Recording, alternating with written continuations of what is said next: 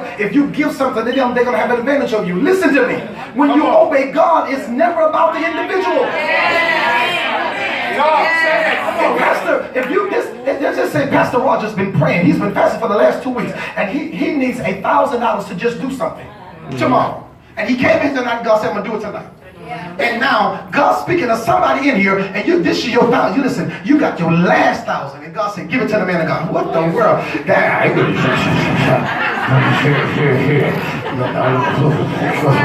But listen, what you don't understand about God is God never actually put nothing in your hand,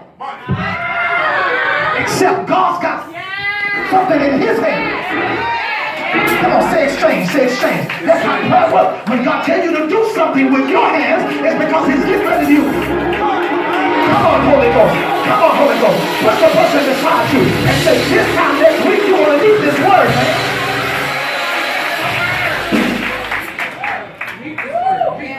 So they're in the boat, they're rowing. Please, I rebuke this spirit of letting people talk you out of your ability to be consistent with God. And you being consistent and ain't nothing happening. Don't look like nobody joining your church. Don't look like your church growing. Don't look like your business growing. But you with your crazy stuff got enough faith to just keep on obeying God. You rowing and they laughing at you. You rowing. You've been rowing for a long time. Come on. You've been rowing for a long time. I got to get out of here. You've been, not yet, Chris. Not yet, Chad. You've been rowing. Take your neighbor and say, I've been rowing. Come on, tell them I've been rowing for a minute now. I've been rowing for a minute. And don't look like ain't nothing happening. But tell them at least I got enough faith to remember the last thing he told me. What did he tell you? He just told me to go to another side. And I've just been rowing. Almost said, I've been rowing and ain't nothing happening. I've been rowing and ain't nothing coming to pass. I've been preaching my heart out. I've been sowing seeds and tithing and offering, but I came to bust up this spirit. There's some kind of way we believe if you put $1 on the altar, God exchange 1,000 with you. You don't know how many years I've tithed and sowed seeds and gave offerings and looked like was nothing happening. But all of a sudden you hit a season where the floodgates just open up for you. And I came to prophesy this week to tell you that the gates are getting ready to open. God's getting ready to rain on the ministry. He's getting ready to pull men of God up to new dimensions and new level. I need you to step down with somebody and tell them, neighbor, my season is getting ready to shift because I've been toiling and rowing, I've been sacrificing and suffering. Can I get you to sacrifice for me? Step down with 3 people and tell them, oh neighbor, I don't know about you, hey, but tell them, God is getting ready to come through for me. When you shake your neighbor and say, I hear something. Come on, sit down, I gotta go.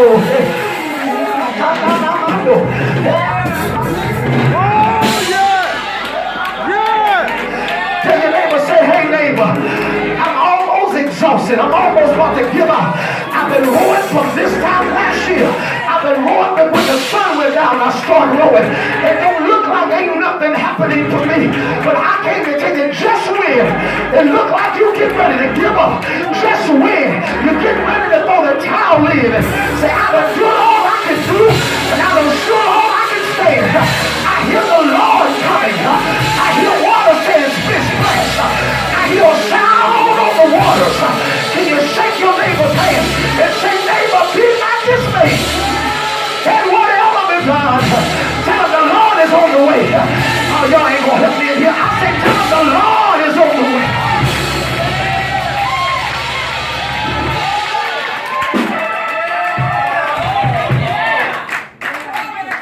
Listen what the text says.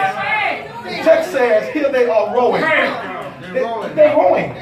Imagine, from evening time to it's 3 to 4 in the morning. And you mad now because, wait, you ain't got a car in 2 years? Because, you know, for some reason, the pulpit has become it's almost make us be like, we become like magicians. You saw $1,000, God's going to give you a new car? I wish it was like that. Oh, no, huh? But then you say, I heard somebody do it, but you don't know how many other thousands they sold. You don't know how long they've been tithing and sowing seeds. It's getting ready to be a collision. That your seasons are coming together. You know why? Because when you run out of you, Lord, I wish I could open up every last one of y'all head and pour this word in you to say, when you run out of you, Can you imagine Peter looked at Philip and Philip looked at Nathaniel, Nathaniel looked at Andrew, Andrew looked at Thomas, Thomas looked at Matthew, Matthew looked at John, and they turned to each other and say, what in the world is that? Your translation say, and they saw it was a spirit, supposing it was a ghost, and cried out from fear. That word spirit is not the same word in the Greek as Holy Spirit. That word spirit means an unknown object. Clarify, come on. Say, oh my God. Yeah.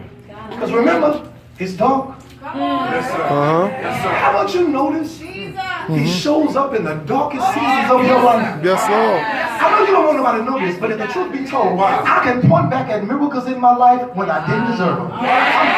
Check. See, this is what I know about God. He does it in the seasons when you can't get no credit. See, he does it in the season when all your enemies say, oh, it's over for her, it's over for them. And God said, yep, I wanted her to run out of her. I wanted him to run out of him. I wanted all your enemies together. And when they gather and go to talking, God said, that's what I was waiting on. I was waiting on you to have an audience. And so now they think it's over for you. But what they don't know was you only got out there because you was only obeying me. Preach, boy. I said, look at your neighbor and say the only reason why you looking crazy because you just obeyed God. You was comfortable at your own house. You was comfortable in the little apartment. But you stepped out on faith and tried to obey God.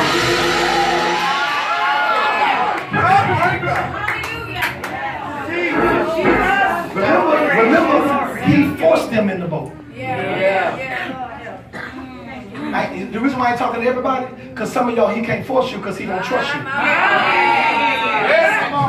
You would have got in that boat, you felt that wind, oh, no, they don't get that to be settled right here. Oh, no. Only thing you're going to do in a storm is shout.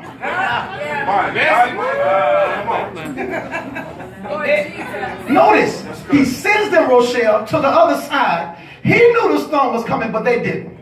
Tell your neighbor, don't cuss me, don't cuss me. Come on, tell him, come on. Tell him, don't talk about me. I know I look crazy because I went to the water on the other side in the storm. I'm just obeying God.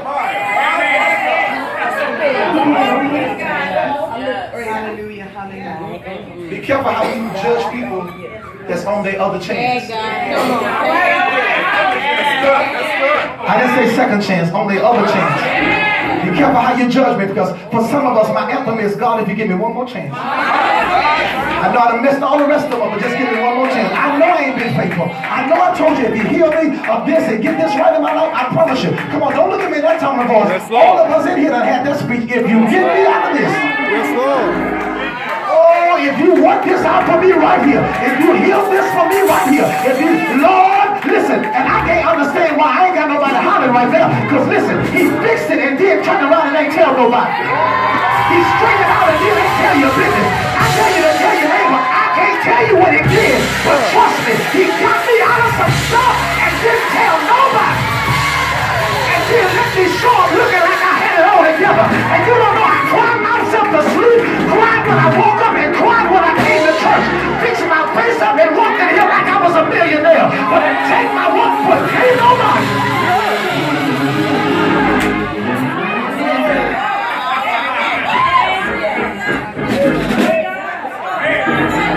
Oh, I know what it's like to go to God and say, God, could you forgive me for this? He said, what you talking about? You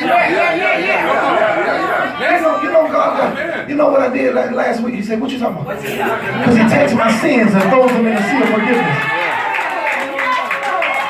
And the old preacher used to tell us, God is the only man that'll put your sins in the sea of forgiveness and then put up a sign and say, no fishing. Touch your neighbor and say, you can't find it because he put it in the sea.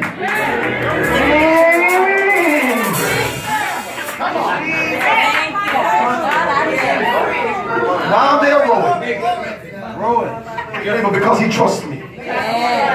While they are sacrificing, because they are sacrificing, and this is what I want to push you with as we exit this tonight. Do not give up your effort. Yes, Lord. Yes, Lord. Pastor, but it ain't working. Listen, baby, please, I'm begging you. Come on, I'm begging you. I'm beseeching you. Don't give up yet. Come on. Yes, don't give up yet. Don't give up yet. Don't give up. Don't give up. But I ain't getting nowhere. Yes, Lord. Yes, Lord. But you ain't been rowing long enough. You know, I know you ain't been rowing long enough. Because you listen, you ain't ready to quit because you're tired. You're ready to quit because you're embarrassed. You're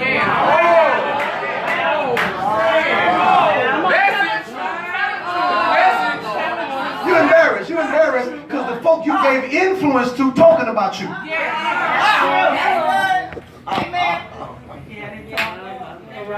They're talking about you. Believe me, they're talking about you. But this is what I discovered. I didn't know this about the text till I read it. I didn't know they had fear in them. But he has to get the fear out of you before he can do a transfer. He can't put him in you with fear in you. My God, that's good. You got fear. You know, I ain't afraid of nothing. Well, notice. They wasn't afraid now of the storm because they learned a lesson from the last one. Yes, sir. So now they got enough courage to embrace the storm. But they don't have enough courage to deal with the impossible of the unknown. Preach, boy. Put your hand on your neighbor and say, some stuff getting ready to show up in your life now that don't look normal. That's why you got to be careful in this season of who you reject your blessings from.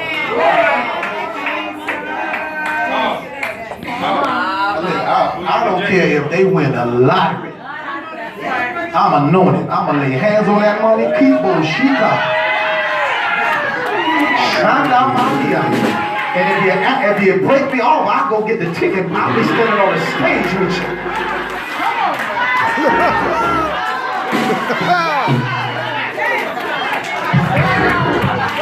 Ladies and gentlemen, Mrs. Shaquita LaJohn has won the $800 million. Who that gentleman? That's my pastor. I'll be her pastor.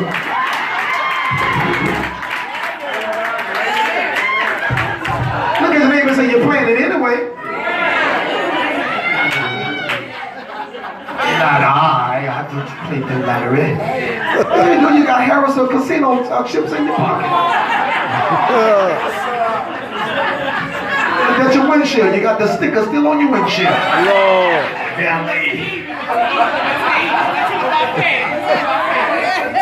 Look at your neighbor and say, not I. The text says, I'm done.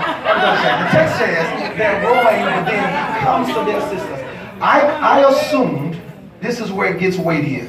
I assumed he shows up as a means to entertain them. But when you read the text, he shows up to them, and the Bible said he would have passed them by. He would have passed them by, except they responded to him in fear. Now, nowhere else in the Bible is God going to ever respond to your fear. So my question is, I thought you told me that to get a blessing, I got to respond in faith. You do. Except you didn't ask for this assignment. You didn't send yourself into this. I sent you. Come on. That's good. And I'm passing you by, and you say, oh my God, it's a ghost. No, there ain't no ghost. It's I. It's me. Yeah. Why you responded to them? Watch this here. Watch this here. Because they respond to an unknown object. But he didn't show up to entertain them. He showed up to tell them this is your new way of living. Okay. I can't teach you how to do something on the beach. I can't teach you how to do deep water fishing on the beach. Okay. There are some lessons you learn in life. Listen to me. I know you want your neighbor to know this. There's some lessons you learned about God when you was in the middle of confusion. Okay. Where you think this stuff goes? He's a way out of nowhere. Oh, you wasn't sitting at the bank with $20 million in your account. You was about to lose everything.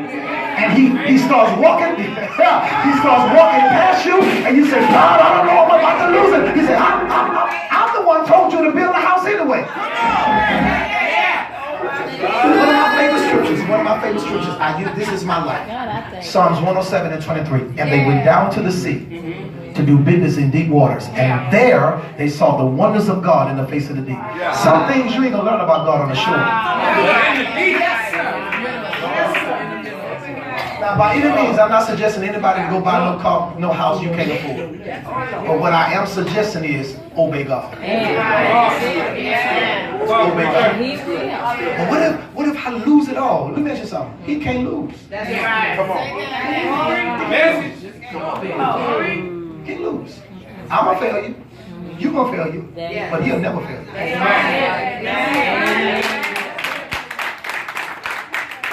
To the head, no, it's okay. We could really have some good church if we just put all these phones up. Get all y'all Facebook and Twitter and tweet. You trying to be popular to people that ain't studying. I'm an apostle, is what I do. I ain't intimidated. Watch this here. Watch this here, Pastor. He was passing by them. Read the text. And would have passed by them. ED. That means he was already beyond them. And would have, it didn't say he was passing and would have passed, mean he was going to continue without saying nothing to him. Maybe your miracle showed up this year and it didn't look like a natural form. Wow. Come on. Come on, Pastor.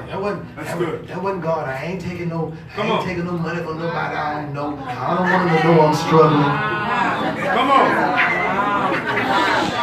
You ain't struggling, you just about to lose everything. And he already sent help to you, but because the help stinky and don't smell good, and they got a long missionary dress on.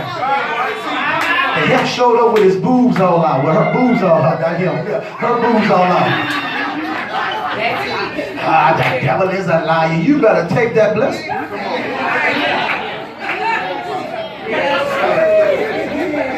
Give me somebody that's going to obey God anyway, any day. With no clothes on, than somebody dressed like a missionary that won't obey God.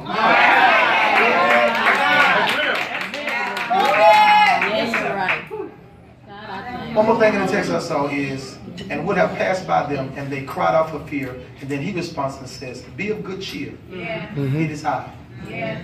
Why would he respond? Because his response, listen, released his voice. Oh, and when his voice is released, wait a minute, it's dark. The worst disciple on the boat, if you don't shout on this, your weave ain't real. The worst disciple on the boat, Peter was a cussing, drinking, fighting, swearing. Look at your neighbor and say, now he talking about me now. He talking about me right now. Don't let this church clothes fool you. Oh, I can go off. My God. Listen. He said, it is I, be of good cheer. It is I, be not afraid. And Peter said, I may have a sight problem, but I ain't got no hearing problem. Touch your neighbor, I'm going home now. Touch your neighbor and say, neighbor, I may can't see clear, but I sure know his voice. Peter said, hey, Jesus, if that be you. Now, I'm not saying if, because I don't know the voice. I'm saying if because I can't see. The wind blowing. It's dark. Lord have mercy. It's dark and I can't see that far because the wind is contrary. That means it was going left, right, front, back. The wind didn't even know what it wanted to do. But even though the wind didn't know what it wanted to do, Peter said, if that be you, bid me to come. Now listen, look at somebody and say, what makes you think you can get out of what's normal and step into what ain't normal? No, I say ask your neighbor, what makes you think you're going to get out of what's normal? What's normal? Normal is working a 9 to 5. You got to work 20 years to get the house in the tree. But what ain't normal is, I went to a meeting one night, and the Lord told me to sow a seed. I obeyed God. I gave myself back to God. I repented of my sins. And when I went home, a check was in the mail. Look at him and say, that ain't normal.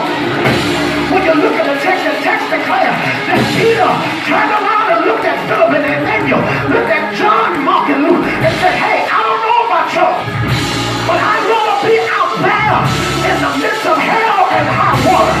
Ooh! Till you shake your neighbor by the hand and tell him, hey neighbor, why in the world would you be satisfied with living with God in all of this hell you're going through in a normal situation, and the Lord of hosts is standing in the midst of your hell saying, be not dismayed, and whatever return, I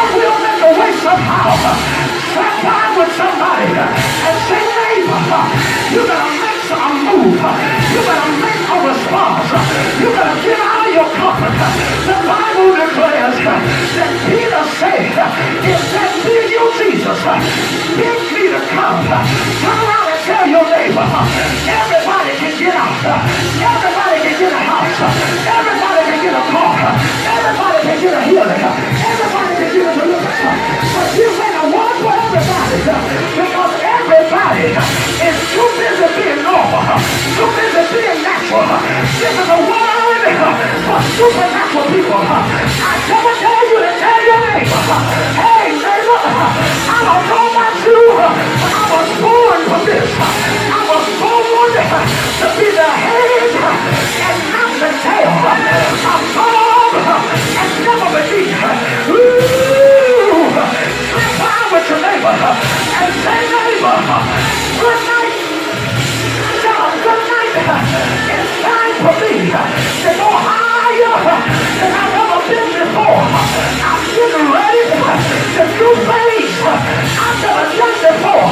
Is there anybody in here that's like me? I'm tired of paying bills, but ain't getting nowhere. I'm ready to see God's glory. I'm ready to see the supernatural. Do me one thing.